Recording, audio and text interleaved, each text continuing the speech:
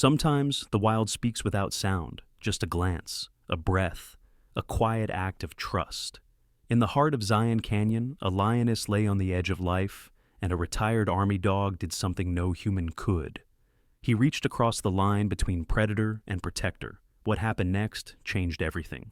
If you believe in second chances and quiet miracles, don't forget to like this video, subscribe, and stay with us, because this story will stay with you. The morning sun rose slowly over the rust-colored cliffs of Zion National Park, casting long golden rays across the arid valleys of southern Utah. The wind was dry and steady, brushing fine dust off the desert trails and rustling the sparse juniper bushes. Early summer had begun with a mild heat, though signs of drought lingered.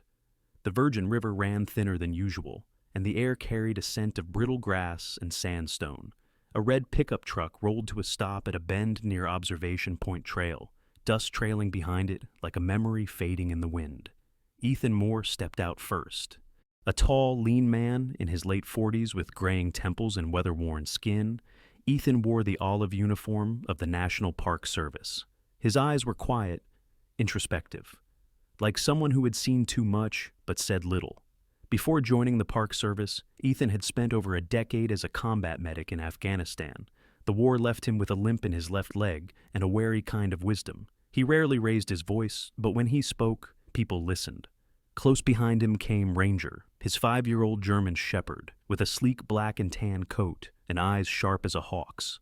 Once a military working dog, Ranger had been trained in search and rescue, tracking, and even emotional support. After being honorably retired, Ethan adopted him. Since then, the two had become inseparable. Ranger moved with disciplined grace, scanning the ridge as though reading every ripple of the wind. A few moments later, the passenger door swung open and Callie Rivera hopped out. She was in her mid-30s, with caramel-toned skin and thick black hair pulled into a tight bun under her field cap. Petite but strong, Callie was a wildlife biologist whose energy could rival a mountain storm. She had a sharp tongue, quick wit, and a stubborn streak that often clashed with bureaucracy. Born and raised in Tucson, Callie grew up rescuing injured birds and volunteering at animal shelters. A near-fatal car crash in college had once left her bedridden for months. Since then, she'd vowed never to waste a single day standing still. She knelt near a set of massive paw prints embedded in a patch of soft earth just off the trail, her brow furrowed. "Ethan," she said, glancing up, "these aren't from a bobcat. This is too wide. And see the stride? We're looking at a big cat, a lion." Ethan came over, crouched beside her, and examined the tracks. Male, most likely, maybe 6 inches across. "In Zion?" she asked, half in awe, half in disbelief. "We haven't had a confirmed sighting in over 2 decades, not this deep in." "They've come from somewhere, maybe pushed north by fires in Arizona," Ethan replied, eyes narrowing toward the ravine. "Or drought, or both." Ranger sniffed the trail intently and let out a single sharp bark, alerting them. Ethan rose slowly and followed the dog's gaze. Across the clearing, beneath a grove of cottonwoods, the dry grass had been recently flattened. A few tufts of golden fur remained behind, almost shimmering in the light. "We're not dealing with a lone cat," Callie muttered. "There's more than one." Later that afternoon, after setting up a remote camera trap on the path leading into a narrow canyon, Callie and Ethan returned to the ranger outpost to review drone footage from the previous night. At 3:12 a.m., the camera captured movement. A male mountain lion, first powerful shoulders, lean build, the faint outline of ribs showing hunger. Then, a few seconds later, a female emerged, limping slightly, her belly swollen. She paused, sniffed the air, and let out a low growl that echoed faintly against the canyon walls. Callie froze the footage. "She's pregnant." Ethan leaned in closer, his jaw tightening. "And she's not far from term." The discovery was both extraordinary and concerning. Mountain lions were rare enough in this region, but a pregnant female this close to heavily trafficked trails posed a risk, not just to hikers, but to herself. "Observation Point sees nearly 500 people a day this time of year," Callie added. "They're too close." Ethan nodded grimly. "We'll need to monitor around the clock, keep them away from populated areas." That night, under a waning moon, the wind picked up speed. It moaned through the canyon like a warning. Ethan sat on the outpost steps with Ranger lying at his feet, his ears perked, eyes locked on the shadowed line of the ridge. "What are you thinking?" Callie asked, sitting down beside him with a thermos of instant coffee. "That she's going to give birth," he said. "And she's going to need space to do it." Callie exhaled slowly. "You think we'll have to step in?" Ethan glanced down at Ranger. The dog hadn't moved in 5 minutes. He was focused, alert. "If we do," Ethan murmured, "we're not going alone." Ranger lifted his head at that, as if he understood. Far in the distance, faint but real, came the low, unmistakable rumble of a lion's roar. It echoed through the valley, haunting an ancient breaking the night open like a whispered secret no one was supposed to hear. And from that moment, they knew Zion was about to witness something wild. The next day, Zion's sky grew darker than usual for early June. Thick gray clouds gathered in quiet tension above the canyons, casting long shadows over the parched landscape. The air held that heavy, expectant weight of a coming storm, and both humans and animals seemed to sense the shift. Ethan stood at the ranger station porch, eyes scanning the far ridge as the scent of ozone hung in the wind. He knew this kind of air, knew it from deserts overseas and emergency triage tents in foreign lands. Something was coming. By mid-afternoon, Callie had returned from checking the southern camera trap. Her face was flushed, her hair frizzed slightly from the humidity, something rare in Utah. She tossed her gear into the back of the truck and pulled out her field tablet, scrolling through fresh footage. "You need to see this," she said. Ethan walked over, Ranger padding quietly behind. On the screen was a shaky infrared capture from early dawn. The female lion, now dubbed Mara by Callie, moved slowly across the clearing near the dried riverbed. Her gait was uneven. She limped slightly on her right hind leg, pausing every few steps to rest. "She's hurt," Callie said, "and she's licking her flank. There's either a cut or she's starting to contract." Ethan narrowed his eyes, watching as the male lion, whom he'd silently named Atlas, circled her protectively, tail lashing, nostrils flaring. "She's close," he murmured, "and she's in no condition to give birth up there. Too exposed." They drove toward the ridge where the lions had last been seen, climbing the steep dirt road to a plateau known as Angel's Landing Outlook. The trail had been closed to hikers that morning due to thunderstorm warnings, giving them a narrow window to observe without public interference. Ranger leapt down first, nose to the ground, following a familiar scent. Suddenly, a low rumble rolled through the air. Not a growl. Thunder. Callie looked up. "That storm's moving faster than expected."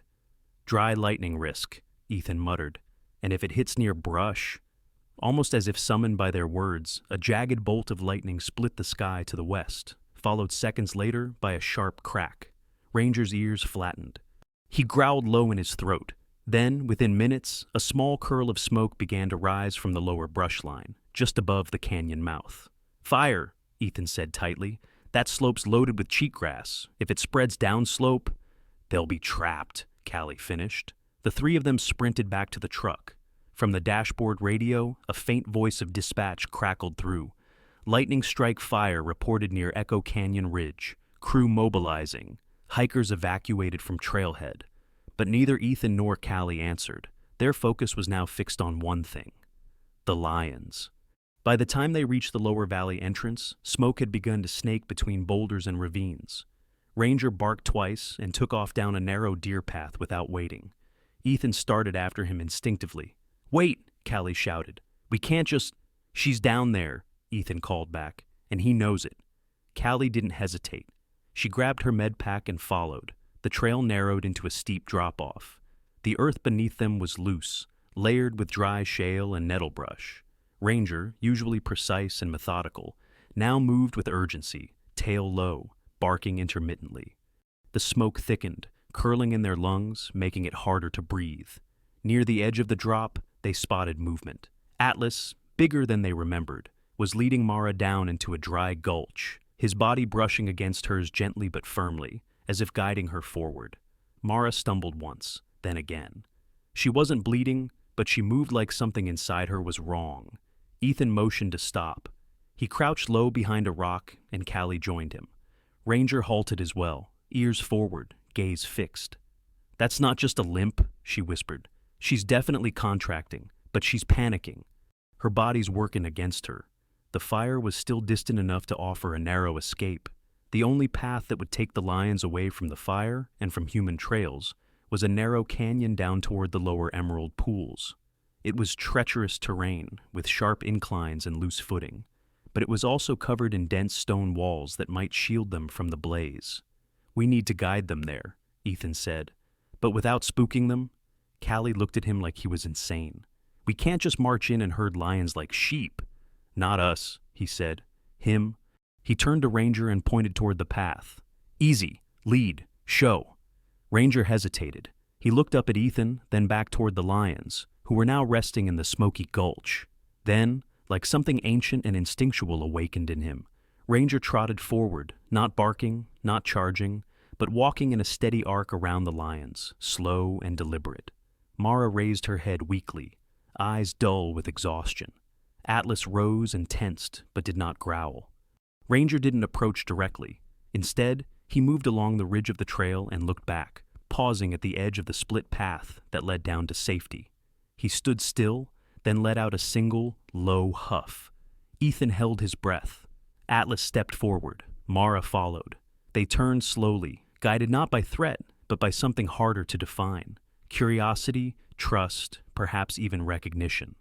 Minutes later, through sweat and soot, Ethan and Callie watched from above as the lions followed Ranger deeper into the canyon, away from the fire line, disappearing into a fold of rock that shimmered with the last light of evening. The storm passed shortly after. The fire crews, redirected to another ridge, never reached the gulch. And that night, for the first time, Ethan didn't hear the roar of Atlas in the distance, but the quiet hum of wind pushing smoke out of the canyon, like the earth exhaling relief. The light had thinned into that eerie indigo blue that falls just before night. Echoes drifted along the narrow canyon, bouncing off weathered stone and whispering down the steep trail. Ethan moved quickly but carefully, his boots crunching loose shale with every step. Behind him, Callie adjusted the straps of her med kit, her breath tight, her shirt damp from the descent. The air was thicker down here, not from smoke anymore, but from silence. And that silence was being broken again and again by the bark of a dog calling for help. Ranger's voice was insistent, not panicked, not loud, but rhythmic, sharp, steady, and deliberate. The kind of bark that said, "Something is wrong, come now, but be careful." They rounded a bend, and the canyon opened into a shallow basin carved by time and the rare flash flood. The stream bed at its heart was mostly dry, dotted with smooth stones and pale mud, glistening faintly from the earlier storm.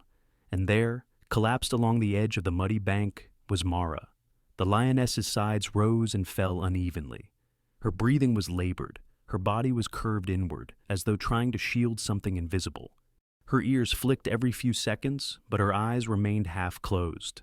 A thin streak of moisture ran along her hindquarters, either the start of early labor or the product of overexertion. From her movements, Ethan guessed both. Atlas stood protectively in front of her, tall and unmoving. The low growl rumbling in his chest was constant, steady, like the purr of a machine on the edge of explosion. His amber eyes locked onto the two humans the moment they emerged from the shadows. He didn't lunge, he didn't roar. He just stood, vibrating with tension, daring them to take one more step.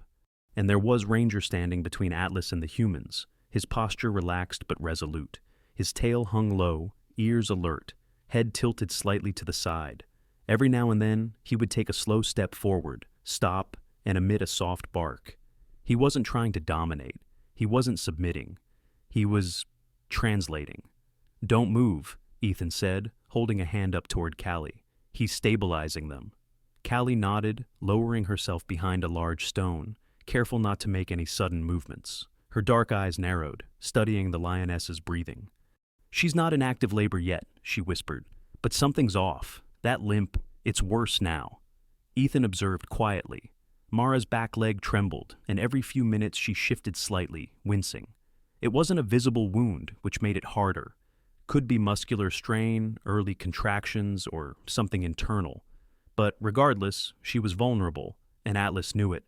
Ethan knelt slowly, careful not to crunch gravel. Ranger glanced back at him once, then returned his focus to Atlas. The lion twitched, muscles tensing, but when Ranger stayed still, so did he. Minutes passed. A breeze swept down from the upper cliffs, carrying a scent of wet dust and faded smoke. Distantly, thunder rumbled again, far off now, likely moving toward Arizona. The canyon was slowly settling into the hush of night. Then Mara shifted her weight suddenly and let out a sharp, guttural moan. It wasn't a roar, it was pain. Atlas moved instantly, brushing against her side with his shoulder, nuzzling her gently, then turning to the humans again with a fiercer stare. Callie's brow furrowed. "We have to get closer, just a little. We can't help her from here." "Not yet," Ethan murmured. "We move too fast. We lose everything." Callie clenched her jaw but said nothing. Instead, Ethan reached into his jacket pocket and pulled out a small cloth-wrapped bundle, a piece of jerky. Not for the lions, of course, for Ranger. He tossed it lightly, letting it fall in front of the dog. Ranger sniffed it, took it, then sat exactly between Atlas and Ethan. That movement changed something. Atlas blinked slowly. His growl subsided just a notch.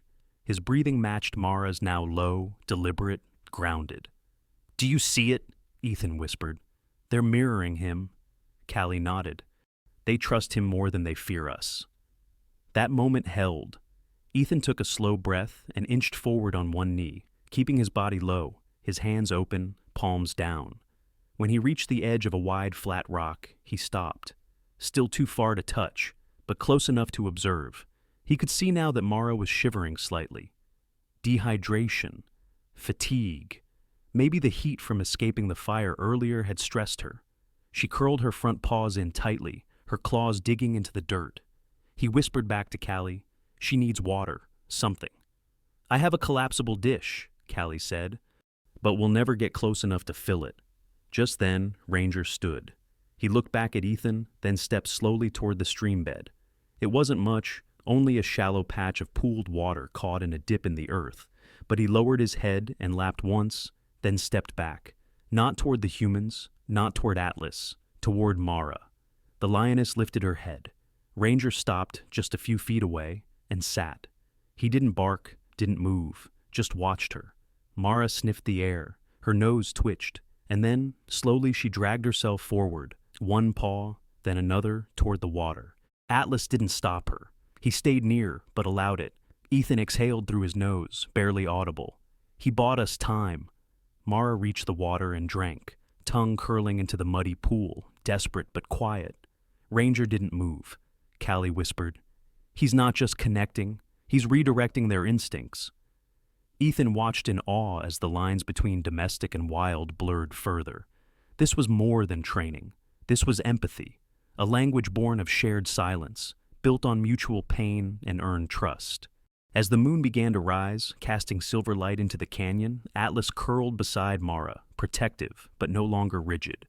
Ranger stepped back, slowly returning to Ethan's side, his breathing calm, eyes still fixed on the pair. Ethan scratched his ears gently.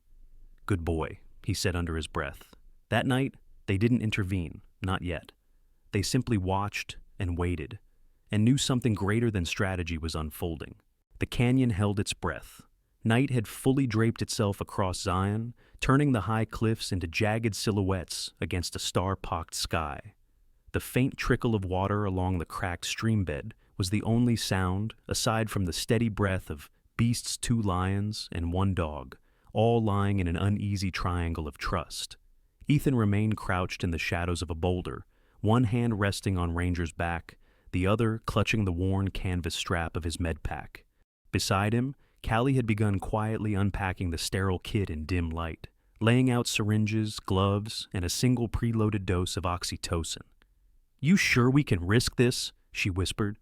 "No," Ethan replied, "but we can't not risk it either." Callie glanced toward the lioness. Mara had curled partially on her side, her breathing slightly more even after drinking from the shallow water. But her eyes remained clouded, her body rigid. Labor wasn't progressing, and without assistance, soon it might stop altogether. Ethan's fingers brushed the scar across his left thigh. The memory was already there before he let it fully resurface. 17 years ago, in a scorched village in eastern Afghanistan, a bombed-out veterinary outpost had become an improvised trauma station for injured civilians and animals.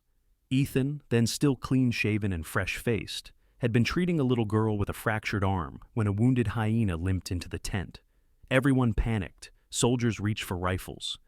But Ethan saw something else. The animal was bleeding from its flank, barely standing, and its eyes were wide, not with rage, but recognition. It wasn't attacking, it was pleading. He had stepped between the guns and the creature, slowly dropping to his knees and holding out a water-soaked cloth. The hyena collapsed in front of him. It lived. And so did the girl.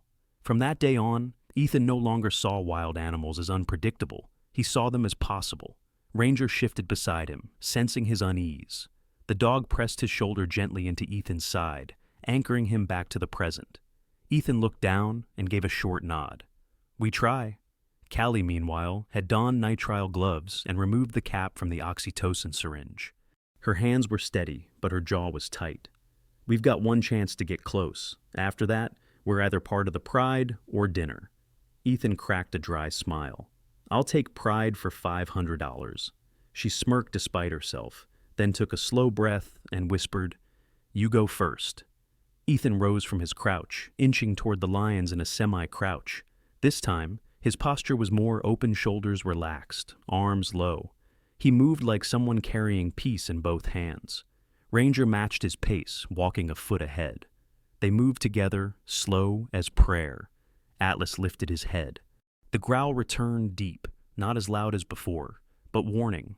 Ranger paused. He looked at Atlas, then back at Mara, then sat. The lion stilled. Ethan reached the edge of the stream bed and knelt. The air between him and the lions felt electrically thin. He kept his eyes lowered, not making direct contact. That was key. With mammals like this, apex predator's eye contact was challenge. Subtle movements spoke louder. He turned his head just enough to whisper back to Callie, "Now." She moved quickly, bringing the medical kit forward, crouching beside Ethan, her gaze flicking between the lions and the open syringe in her hand. Mara let out a groan, shifting her body with visible discomfort. Her hind leg kicked slightly, then fell limp. Ethan reached forward and gently placed one gloved hand near her abdomen. She flinched but did not growl. Her eyes flicked toward him. He didn't move. "Pulse is weak," he muttered. "She's burning out." Callie handed him the syringe. "I'll do the injection," he said. "You prep the tonic and the glucose patch in case she crashes." He leaned in, carefully sliding the needle just under the skin near her rear haunch. The plunger depressed with a soft click. Mara grunted low, but didn't lash out. Atlas stood suddenly, stepping closer, and Callie froze. Ranger immediately moved between them. He didn't growl, just stood. Present, a living shield. Atlas hesitated, then sat. Callie exhaled shakily. "I don't know how he does that." "He's not doing it with strength," Ethan said softly. "He's doing it with understanding." Over the next 15 minutes, they retreated slowly, inch by inch, back behind the rocks. Ethan never turned his back. Ranger walked backward the entire time, eyes fixed on the lions. Once safely out of immediate reach, they observed in silence. Mara's breathing was still shallow, but her muscles had begun to twitch again. Labor was coming, not now, but soon. Callie pulled off her gloves and tossed them in the bio bag. Her face was streaked with dust and sweat. "You were right to trust him," she said, nodding toward Ranger. Ethan scratched behind the dog's ears. "He's never given me a reason not to." Above them, the stars shone hard and cold. The air had cooled, but it still carried the metallic tang of earlier smoke. From a distant ledge, the faint cry of a nighthawk broke the stillness, then vanished into the canyon's breath. "We should rest in shifts," Ethan said. "I don't think this is happening tonight." Callie didn't argue. She unfolded a thermal blanket from her pack and laid it across the rock shelf. As Ethan lay back, his hand resting lightly on Ranger's shoulder, he stared at the silhouette of Atlas now, curled beside Mara, head raised, eyes still glowing. Something in those eyes reminded him of that hyena, of that little girl, of every moment since when the wild looked at him not as an enemy, but as a witness. The wind had died sometime before dawn. In its absence, the canyon felt like a suspended breath held tight, quivering just beneath the surface. The world was waiting. The stars faded into a soft gray-blue sky, the first light stretching over the cliffs like fingers brushing away shadow. But inside the basin, time moved differently, slower, thicker. Every moment dragged its weight through the stillness. Mara lay curled on her side, her ribs fluttering with shallow breaths. Her coat, once sleek, was now patchy with dust and sweat, and her hind legs trembled intermittently as early contractions rolled through her exhausted frame. She was too weak to roar, too worn to lift her head. Only her eyes moved, tracking the shifting figures of Atlas and Ranger. Atlas had barely rested.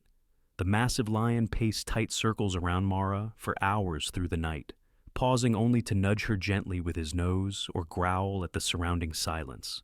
His golden mane, darkened by sweat, hung ragged across his shoulders.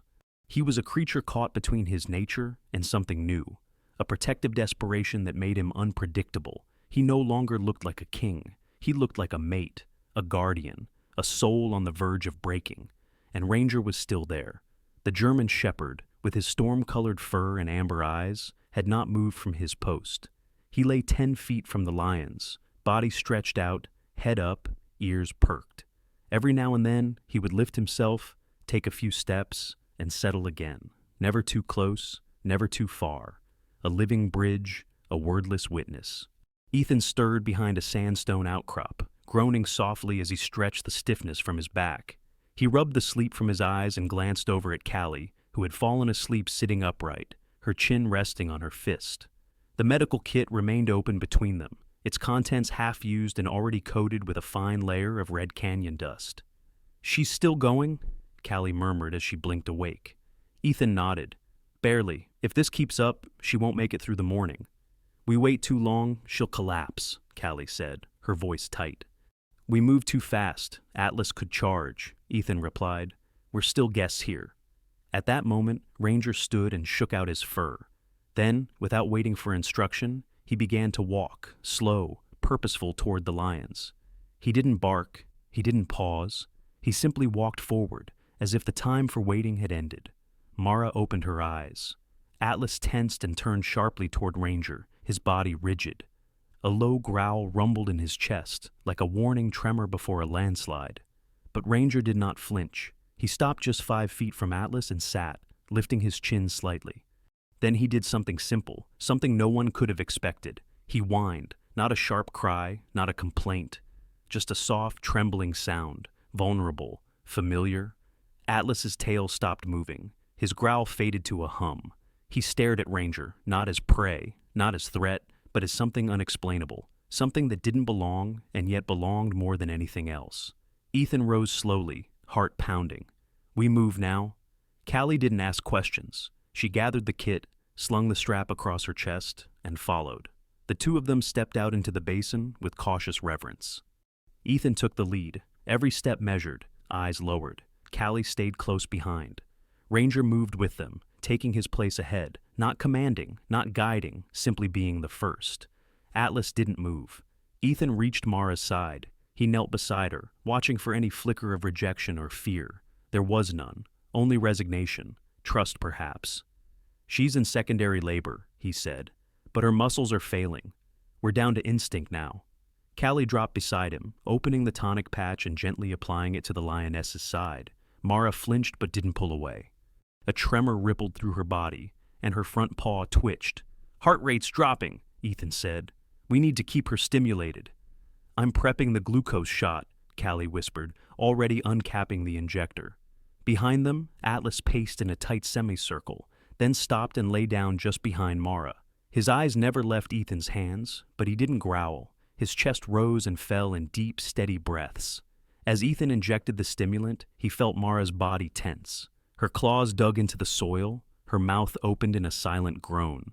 "She's fighting again," he said. Ranger stepped in closer now. He stood beside Mara's head, his own lowered, ears relaxed. He looked directly at her, calm, unafraid, and for the first time, she looked back without blinking.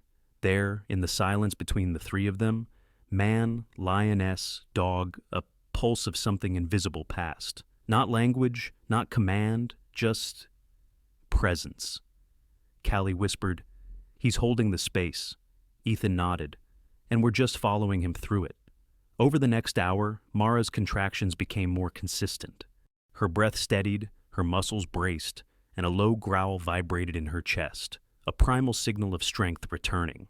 But the cub had not yet arrived, and neither Ethan nor Callie dared do more, not yet. Instead, they backed away slowly, giving space, giving time. By the time the sun crested the eastern cliffs, painting the canyon in ribbons of gold and rose, Ranger had returned to Ethan's side. He lay down quietly, resting his head on Ethan's boot, eyes still fixed on Mara.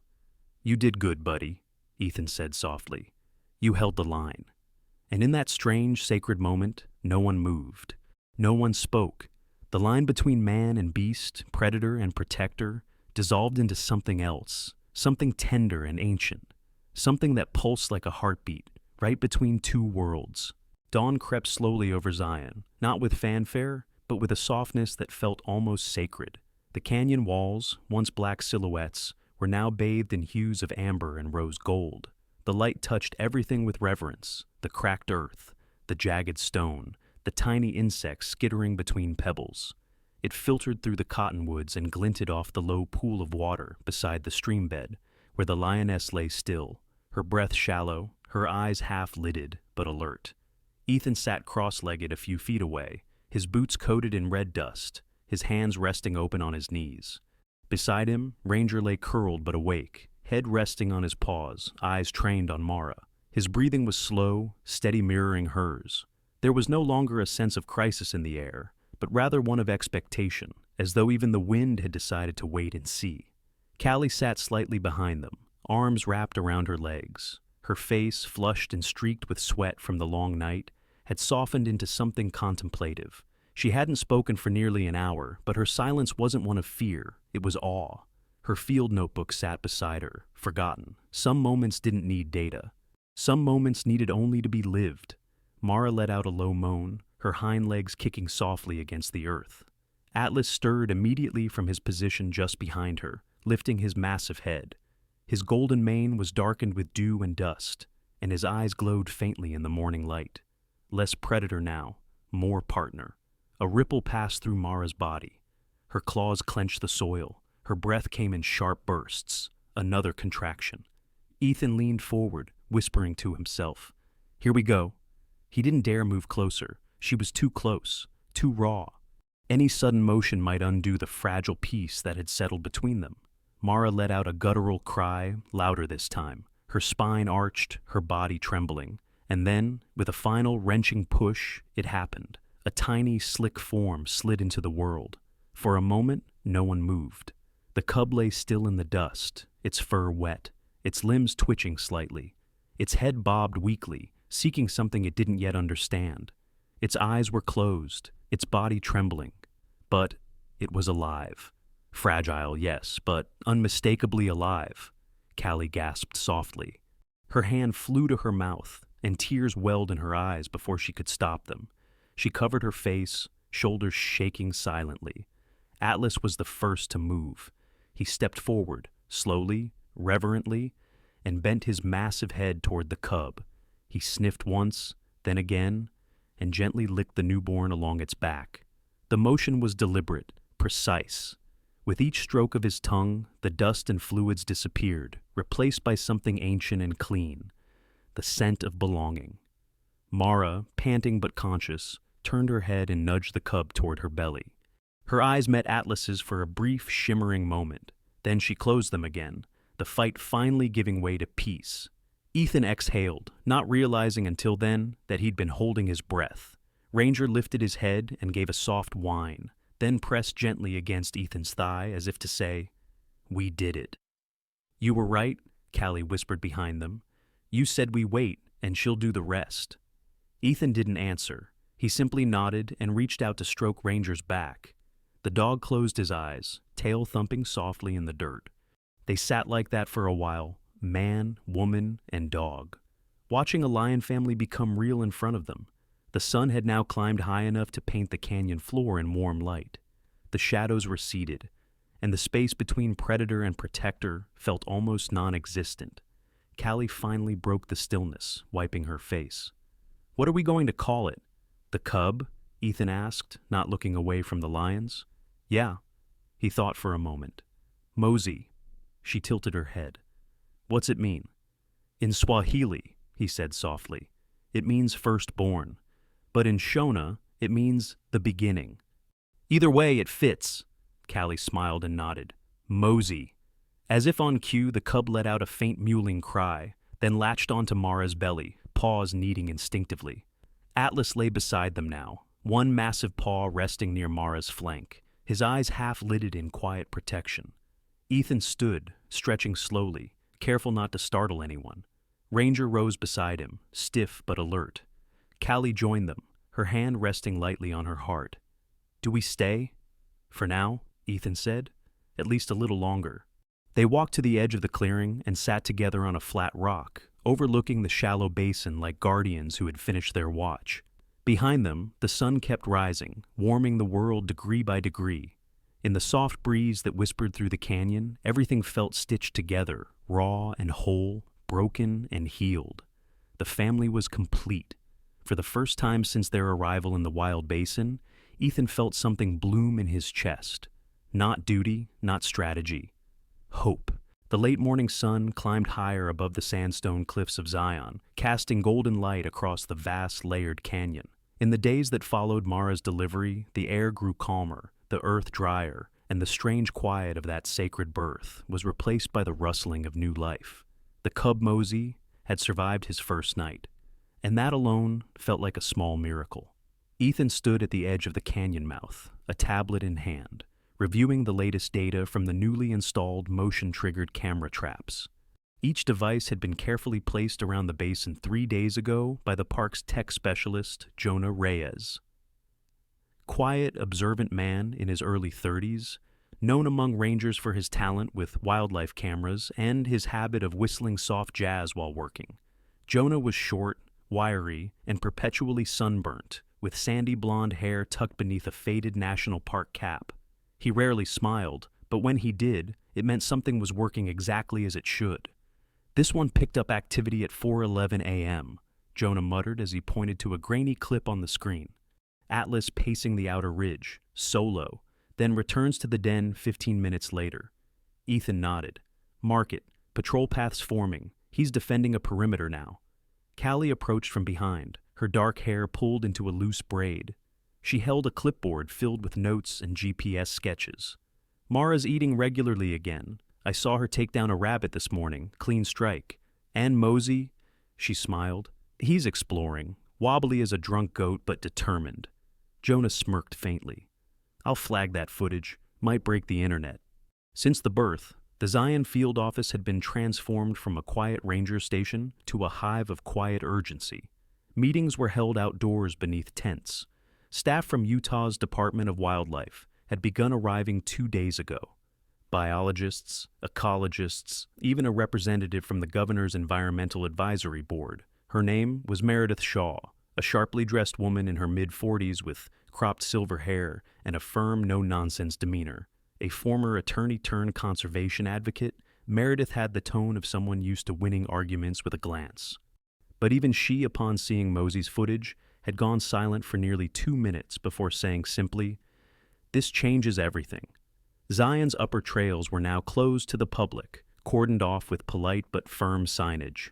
Conservation area. Understudy, do not enter. Rangers took shifts monitoring boundaries while scientists gathered data from afar. No one was allowed near the lions again. The canyon belonged to them now. And in the heart of all this stood Ranger. The German Shepherd had become an unlikely icon. Tourists passing through the lower visitor center began asking for the rescue dog who helped the lions. Park interns printed a photo of him standing near the ridge and taped it to the break room wall under the heading, "The Hero of Zion." Ethan hated the attention. Ranger didn't care. But there was no denying something had shifted, not just in the canyon, but in people's perception of what it meant to protect wildlife. Callie, walking alongside Ethan as they checked water levels near a hidden spring, said quietly, "Do you realize this might spark the first statewide cross-species maternity protocol?" Ethan raised an eyebrow. "Sounds like a mouthful." "It means we might finally get funding for pre-birth observation units, heat cams, water source guardianship, even mobile shelters in case of drought-stress births." He nodded, letting the words settle. "What about naming the zone?" she asked. "Let the state name it," he said. "But I have one suggestion." She looked at him. "Mosey's Hollow." Callie's smile returned. "Sounds like hope carved into stone." Later that afternoon, Meredith Shaw stood before the temporary assembly of local officials, press representatives, and National Park Board members. She wore a khaki blouse, hiking boots, and had dust on her sleeves, a sign she wasn't just here for the photos. With the birth of this lion cub under unprecedented circumstances, she began, and with the quiet heroism displayed by both our human and non-human team, we are proud to announce the formation of the Zion Wildlife Continuity Initiative. This will be a state-funded, long-term conservation program dedicated to cross-species maternity protection, emergency response, and educational outreach. There was light applause, but it grew louder when she continued. And we would like to acknowledge Ranger the German Shepherd, whose calm presence was instrumental in bridging the gap between human intervention and natural instinct. His actions helped prevent a crisis and allowed a birth to occur without violence or fear. Ranger, you may never know it, but this land is different now because of you. Ethan stood off to the side, arms crossed, eyes on his dog.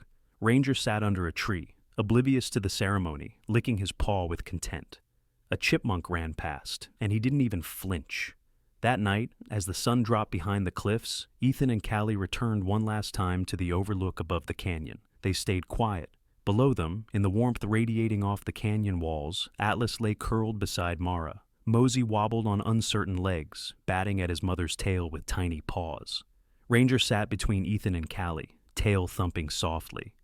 You ever think about what happens next? Callie asked. All the time, Ethan said, but I don't worry about it like I used to. Why? He scratched Ranger behind the ears. Because sometimes the wild wants peace too. The stars emerged one by one, as if blinking in approval. Autumn had painted Zion in hues of ochre, rust, and gold. The air was crisper now, touched by a chill that whispered of the coming winter, but the sun still warmed the rock faces during the day. In the months since the birth, the canyon had changed, not in appearance, but in spirit. The ground felt steadier, the wind softer, and somewhere deep inside its ridges, a lion cub was growing into something wild and proud. Ethan steered the park's new electric patrol truck up the winding slope, the engine humming quietly as tires gripped the redstone path. Beside him sat Callie, flipping through a set of laminated behavior logs, her hair tied back in a tighter bun than usual. She wore a dark green Ranger jacket, scuffed boots, and the unmistakable glow of someone who had lived inside something sacred and come out changed. In the back seat, nestled into the space between the tool crate and the water cooler, lay Ranger. Now, 6.5 years old, he was still muscular and alert, but his muzzle had begun to gray around the edges. His ears twitched at every shift in the wind, and his eyes scanned the ridges with a patience only earned by time. They had returned to the overlook for the first time in nearly 4 months. Not because they had to, but because something had called them back.